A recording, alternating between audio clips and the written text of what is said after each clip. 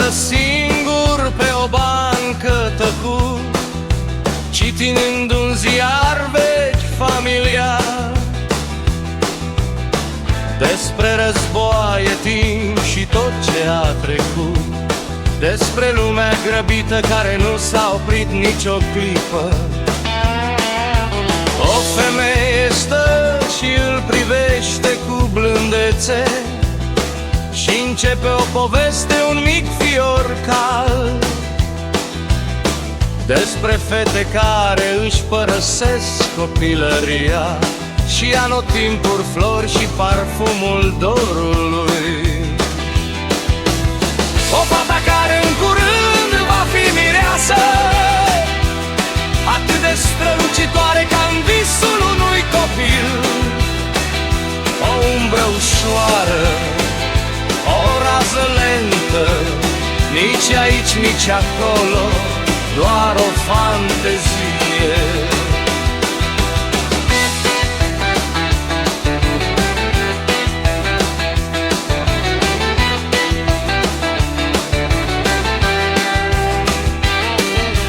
Ea plutește ca un gând pierdut printre stele, un vis fără granițe, fără inele.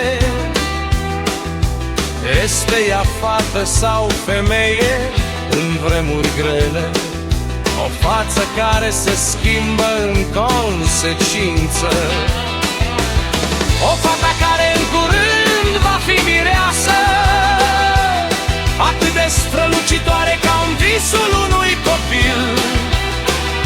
O umbră ușoară, o rază lentă, nici aici, nici acolo, doar o fantezie.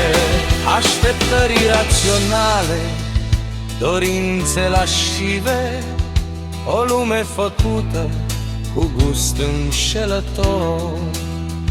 Ai vrut cu ușurință pace, bunătate, dar visul devine rigid și ușor. Fată, o fată, un vis pierdut